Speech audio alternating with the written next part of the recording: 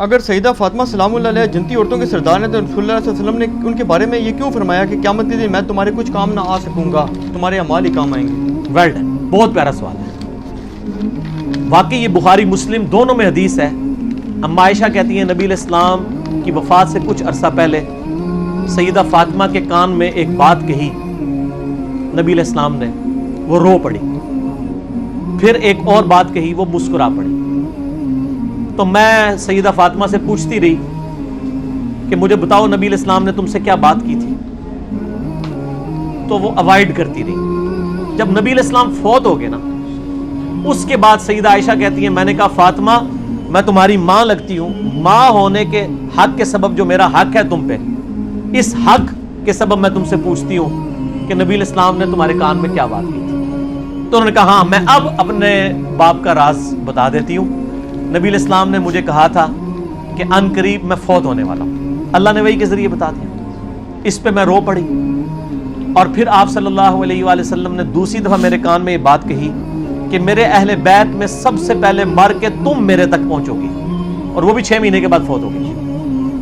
اور کیا تم اس بات پہ خوش نہیں ہو کہ تم جنتی عورتوں کی سردار ہو؟ تو میں اس بات پہ مسکرا پڑی۔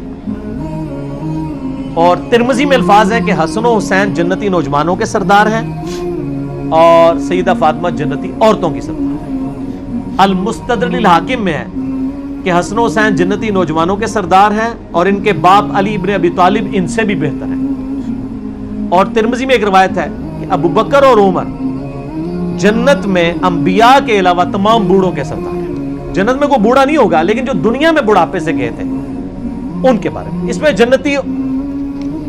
جنتیوں کا سردار کون، یوٹیوب پہ ایک میرا کلپ بھی ہے، میں نے سارے حدیثوں کے نمبر بھی بتائے ہیں۔ تو یہ نبی علیہ السلام نے اصل میں ہمیں سنایا ہے کہ کل کو کوئی یہ نہ کہ جو میرا مرید ہو گیا میں اس وقت تک جنت میں نہیں جاؤں گا جب تک اپنے سارے مرید نہ لے جاؤں۔ آپ اس سلسلے میں بیعت ہو جائیں، آپ جنت میں جائیں گے۔ جب کوئی یہ جھوٹے دعوے کرے گا نا تو پھر اس کو یہ بتایا جائے کہ نبی علیہ السلام تو صحیح بخاری کی حدیث ہے، مسلم میں بھی ہے، اے میری بیٹی فاطمہ اس بات پہ مت اکڑنا کہ تم اللہ کے نبی کی بیٹی ہو، میرے مال سے جو کچھ لینا ہے مجھ سے لے لو، اگر اللہ نے تمہیں پکڑ لیا تو میں اللہ کے حضور تمہارے کچھ کام نہیں آؤں گا۔ یہ سمجھانے کے لیے تھا، یہ نہیں ہے کہ انہوں نے پکڑا جانا تھا۔ جیسا پنجابی کہتے ہیں نا کہنا تینوں تو سنانا نو، کہنا بیٹی کو اور سنانا بہو کو۔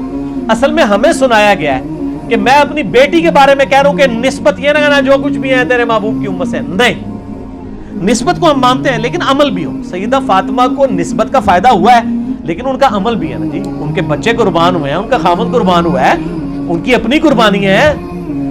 یہ بات کہنا سوکھا ہے، صحیح بخاری میں حدیث ہے۔ آج تو لوگ کہتے ہیں تیرے ہوتے جنم لیا ہوتا، پھر میں تیرے قدموں سے لپٹ جاتا، میں یہ ہوتا، میں رفع دین پھر تو پھر بھی نہ کرتا،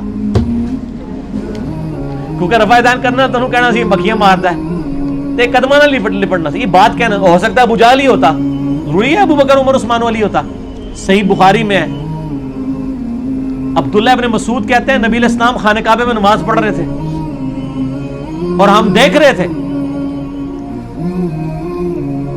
عقبہ بن ابی معیط نے لا کے ایک اوجڑی اونٹ کی اتنی بھاری اوجڑی نبی علیہ السلام کے مبارک گردن پہ رکھ دی جب سجدے کی حالت میں، آپ صلی اللہ علیہ وسلم سے اٹھنے نہیں ہو رہا، اتنا وزنی۔ عبداللہ بن مسعود کیا صحابی نہیں تھے یار؟ صحابہ نے جا کے حضرت فاطمہ کو کہا کہ یہ اوجڑی ہٹائیں، کیونکہ سب کو یہ پتا تھا کہ پھینٹی لگ جائے گی وہاں پہ۔ حضرت رکھی کس نے تھی؟ صحیح بخاری میں آتا ہے، یہ عقبہ بن ابی معیط میں، یہ لیڈر تھا کفار کا؟ ہاں، ولید بن عقبہ، اسی کا بیٹا ولید بن عقبہ جس کو کوفے کا گورنر لگایا۔ مسلم شریف میں آتا ہے حضرت عثمان کے دور میں شراب پی کے نماز پڑھاتا تھا، جس کی وجہ سے حضرت عثمان کے لوگ صحابہ خلاف ہو گئے۔ شہادت عثمان کے اصلی اسباب صحیح بخاری، جعلی اسباب نہیں، اس کا باپ عقبہ بن ابی معیط۔ حضرت فاطمہ نے آ کے وہ اوجڑی ہٹائی۔ ٹھیک ہو گیا جناب، یہ بات کہنا آسان ہے، حضرت فاطمہ نے بڑی قربانیاں دی ہوئی ہیں، ایویں نہیں جنتی عورتوں کی سردار ہیں۔ تو صحیح مسلم میں سال ابن سعد السعدی کہتے ہیں اللہ کی قسم مجھے پتا ہے کہ غزوہ احد کے موقع پر جب نبی علیہ السلام کو زخم لگا تھا تو کس نے زخم دھویا تھا اور کس نے مرہم پٹی کی تھی؟ مولا علی نے زخم کو دھویا تھا، پانی ڈالتے تھے، سیدہ فاطمہ دھوتی تھی، جب خون نہیں رکتا تھا تو سیدہ فاطمہ نے کاٹن کا کپڑا جلا کے اس کی راکھ حضور کے زخم پہ رکھی تو تب جا کے خون رکا. اس لیے میں کہتا ہوں بچہ بچہ ہی ہوتا ہے. باقی کسی صحابی کی عقیدت نبی علیہ السلام کے ساتھ وہ نہیں ہو سکتی تھی جو حضرت علی اور فاطمہ کی تھی, کیونکہ حضرت علی کو تو حضور نے پالا ہوا تھا, فاطمہ ویسے بچی تھی. اولاد تو اولاد ہی ہوتی ہے میرے بھائی, اولاد سے آگے کوئی نہیں ہو سکتا.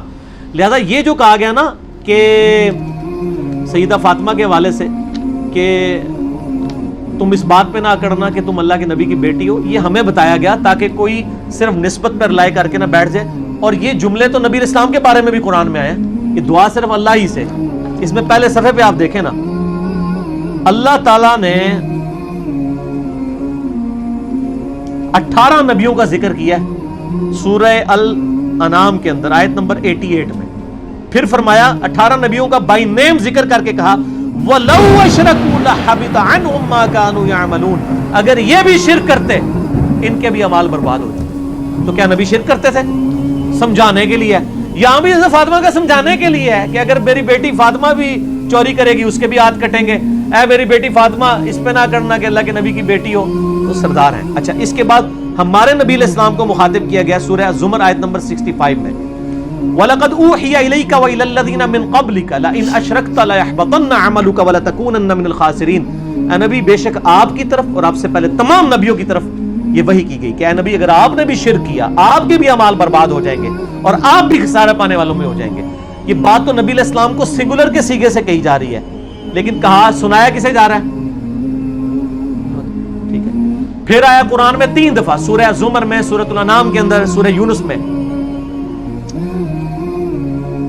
قل انی اخاف ان عصیت ربی عذاب یوم عظیم. اے نبی فرما دیجئے کہ میں خود ڈرتا ہوں اس بات سے کہ بڑے دن کا عذاب مجھے نہ پکڑے اگر بالفرض میں نے اپنے رب کی نافرمانی کی. تو یہ سمجھانے کے لیے تو نبیوں کو کہا گیا, تو حضرت فاطمہ تو پھر بھی بعد میں